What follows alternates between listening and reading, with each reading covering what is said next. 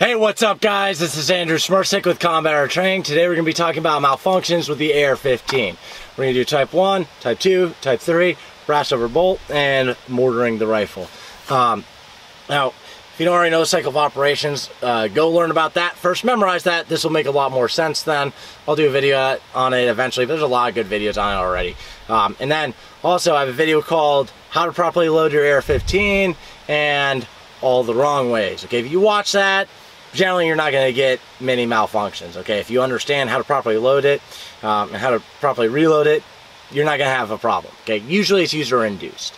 All right, now if it makes sense, just the first thing should be to just draw your pistol. Okay, but then when we go into working the rifle, the immediate action is move, tap, rack. All right, now when we do this, I want the gun up at like a 45-degree angle right here, so the ejection port is down, and I can see what's going on with my gun. I can see what's going on down range, and it's pointed more up so that if I have my buddies in front of me, I'm not going to be pointing a gun at them while I work it. I know people really want to put their AR-15 on safe when they're doing reloads and clear malfunctions, but the thing to think about is it does not always go on safe when you're clearing malfunction. So it's not wrong to attempt to put your weapon on safe, to put your rifle on safe, but it's not always going to happen. Okay, like failure to fire and the hammer's up. Some AR-15s you can put on safe, but the majority of them you can't because the hammer's up. All right, so if you want to practice putting it on safe, that's fine. All right, not saying it's wrong. It just, when it doesn't go on safe, clear your rifle. Don't worry about that. All right, otherwise you're gonna be sitting there trying to put your rifle on safe when it ain't going to. All right, now when we're racking it, also use a hook with your left hand. Okay, hook like that. So we'll be going bang, bang, bang, finger off, move, ejection port down, tap mag, and then hook like this and rack it right here. Okay, for a lefty, you just gotta rotate it after you rack it. Okay, should be firing, weapon up, move, tap, and we want that ejection port down, rotate it down, and rack it. You can do it the same way if you have an ambidextrous charging handle. Otherwise, if it's a normal right-hand charging handle, 2 fingers, index finger and middle finger, grab that charging handle and rack it. Okay. Now, first malfunction we're gonna get is a failure to fire. Okay. Type 1 is failure to feed or failure to fire. So around not trying to get in the chamber or not going in the chamber all the way, failure to feed, or a click instead of a bang, failure to fire. All right. So I'm going to shoot, and I'm going to clear it, and then I'm going to give another round. So, up on target, firing. Finger off, weapon up, move, tap, rack, back on target. I'm good. Alright, that is failure to fire. And to do that, I used a dummy round in my gun. Sorry, fucking light is terrible because I'm trying to prevent wind right now, but a dummy round. All right, next, type 2 malfunction. Clear it the same way, just make sure the ejection port is down, otherwise it may not get cleared. So I'm gonna take a piece of brass, I'm gonna stick it in my chamber, I'm gonna hold it there, while I ease the bolt forward onto that piece of brass, pushing the charging handle back forward. I'm going to put my magazine back in. Alright, so this can happen sometimes because the gun just isn't cycling properly, okay, and it's not ejecting right. I saw this with a real short, cheap AR where it would constantly get stovepipe malfunctions, failure to eject, right, which again is just brass sticking out of the chamber like that.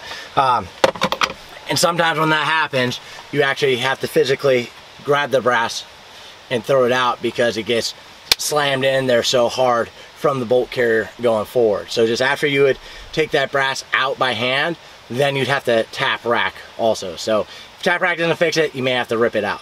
That's what I'm saying. All right, now same thing, on target, click, all right, or it could be kind of a dead trigger. All right, finger off, ejection port down, move, tap, and rack. That round falls out, back on target, and you keep shooting. Next, we're going to be doing a double feed, all right? Double feed happens generally because people are short stroking their AR. So they're riding the charging handle, they're not pulling it back all the way, they kind of pull it back a little bit, and they're going back and forth with it, not just racking it hard and letting it go, okay?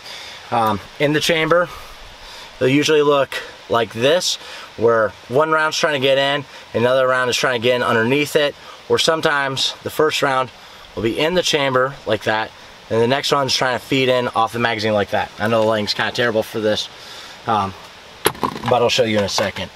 And I'll just roll in some photos right now.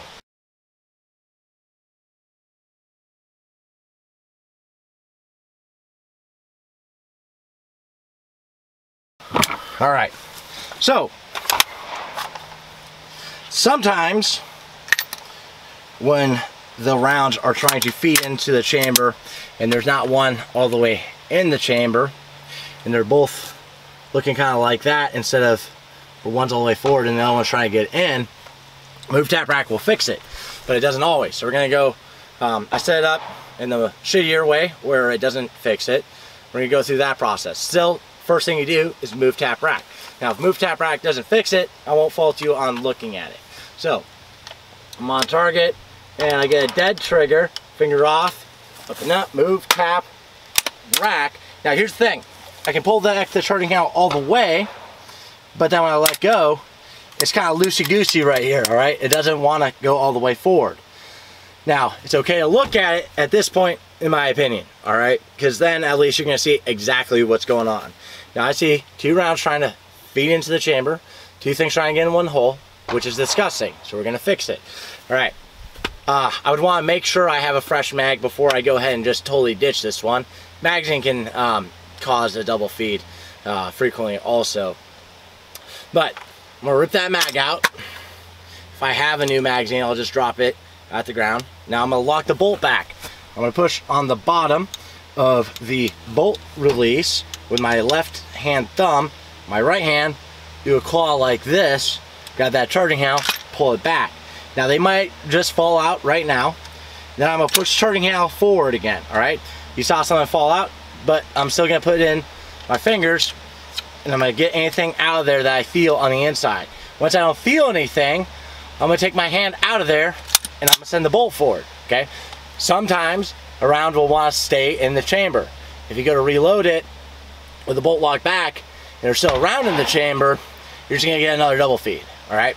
So I sent the bolt forward. Now I'm going to go ahead and reload it. And I'm back in the fight. Okay. Now, next one is going to be brass over bolt, okay? So this is where we have a piece of brass sitting in between the charging handle and the bolt carrier. All right, there are a couple different ways to clear this, and I'm going to show them to you. First thing, again, immediate action is Move Tap Rack. Okay, so set this up. I got to lock the bolt back, charging handle forward. Okay, specifically, if you see that the charging handle is back, right, and the brass is sitting in front of it, you know they did that to themselves. Okay, if it's a live round, generally they did that to themselves. Okay, having the gun ejection port up while you rack it can cause this. Maybe it'll happen when you're firing. I mean, it can happen because it bounces off, something goes back in. That can also happen with a Type 2 stovepipe. And this does not happen frequently. I've seen it happen like maybe once while we're shooting. And I saw a lot of rounds, you know, fired from AR-15s in the Marine Corps. But it's not a frequent thing. But it's pretty easy to clear. Let's try to get this so you can see it. All right, so right there we have brass above the bolt carrier, all right, above the bolt, and it's underneath the charging handle on the inside of the gun. Okay, so we can clear this pretty easily. All right, it usually freaks people out when they get it, but it's not a big deal. And there's a couple easy ways to clear it. Now, first thing, still Move Tap Rack. So I'm on target, I'm firing, and then something crazy happens, okay? It can bounce off something and go back in, all right? Or maybe you just have a shitty eject. I don't know. It doesn't happen often, okay? It's very rare. I've only seen it like one time with live fire, but it can happen. And again, if it's a live round, you probably did it to yourself, all right? But again, mushy trigger, all right, finger off, bring weapon up, move, tap, rack, and I have resistance from the charging handle, okay? Like it comes back like it would normally, but then it stops short right here, okay? Now again, at this point, you can go ahead and look at it to see what's going on. Now I see the brass is above the bolt, okay? First thing I want to do is I want to strip this magazine out, all right? Now, I can just take my finger and I can put it right here on the inside, right here, not in front of the bolt, but in front of the bolt carrier, and pull back on it, and I can clear it, okay? So that's what I'm gonna do. Just make sure that the barrel is pointed down, and that's gonna have gravity help you, right? So that went out. Now that brass is clear, and I can reload. But let's do it again. And Rod was trying to feed in because I kept fucking with the charging handle to show you what was going on. But now we got it again. All right, so we got brass over bolt again. Now what I'm gonna do this time is I'm gonna take a flathead screwdriver off my multi-tool and I'm gonna put it in front of the bolt face, okay? In front of the actual bolt face. Not the bolt carrier like I did last time, but the bolt face. It actually makes a lot of sense to just put a flathead screwdriver on your kit, or like a multi-tool on your kit, and keep that flathead screwdriver out. That's a trick I learned from watching James Yeager's videos, and it's honestly the easiest way to clear it. Okay, you can also use a piece of brass and as your tool to pull back on the bolt face and it'll clear it. Just make sure again the barrel's pointed down. Put your flathead in front of the bolt face, pull back, and it falls out. Okay. Now, last way to clear this, where did my brass go? There's one. All right. Ooh, that's fucked. All right, last way to clear this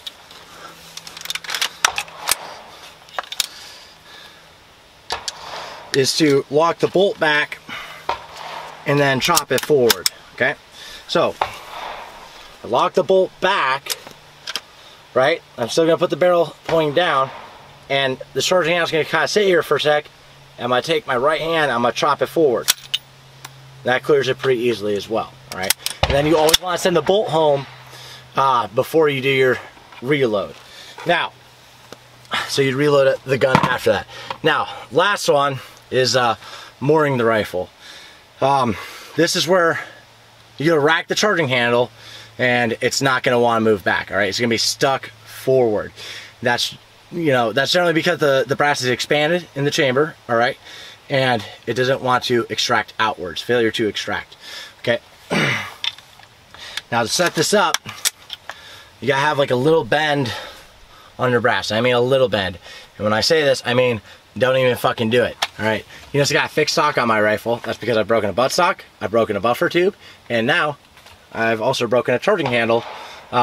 Just having people do this in class, all right? Way that happens is if you overbend this piece of brass, you stick it in there and it doesn't want to come out, all right? Happened a few times, but if you have like a shitload of people practice it, then that's more likely to happen, okay? So if you do it, just a small little pressure with your pliers on it, just a little bit, like as gentle as you can, just enough to kind of bend the brass, and that'll get it. Now when we do this, you want to put both knees on the ground, come down and rack it super hard, okay? So when we do that, keep your head below the barrel, okay? Hook like this on the charging handle, All right, and if you have a collapsible stock, you want to bring that stock all the way in, and you want that pressure hitting straight in line with the buffer tube so you don't bend it and so you don't break your stock. Okay, that's why I have a fixed stock on this. It's a beater gun, and I let my students do this on my gun so they don't fucking break theirs. All right, now you'd be going bang, bang, bang, click. All right, finger off, move, tap. Ooh, and we can't rack it. So we're basically racking it with inertia. Take your sling off, and let's see if I stay in camera. Both knees on the ground. I'm gonna grab it with a claw, come back behind, keep my head down, and then I can come back and fire. All right, so that's pretty much all the malfunctions you'll get. The other thing is if you just keep getting weird malfunctions and maybe like the bolt won't come back, or you're getting just constant failures of fire, even though you got new mags, new ammo, and everything's good, could be primers somewhere in your gun. Some people had some Golden Tiger. Primers are falling out of it left and right, okay? It's not a common thing you see, but can happen. So you get a lot of malfunctions you just don't understand. Go ahead, unload it, take it apart, check it out, and you might find a primer down in there. And the other thing is if you got brass that's stuck in the chamber, okay, not like we have to mortar it like we just did, but where you send the bolt home and then you rack it again and that brass still stays in there, then you gotta bust out a cleaning rod to get that guy out. But yeah, that's pretty much all the malfunctions. You'll see the type 1, type 2, type 3, the brass over bolt, and then how to mortar the rifle, failure to extract. So yeah, that's it. All right, thank you guys so much for watching. Hope you learned something. Again, go back, watch how to properly load an AR-15 video in all the wrong ways. Thank you guys for buying my slings. By the way, doesn't this fucking Ranger green look awesome on this? Pretty old school, I love it. Anyways, thank you for buying my slings, my shirts, fanny packs, all the gear we got out there, pocket mag carriers. Thank you guys who've been coming to class and coming back. I'm super excited for the Rifleman 2 class we have tomorrow. And thank you for commenting, subscribing. Thank you for your support. Keep fighting communism.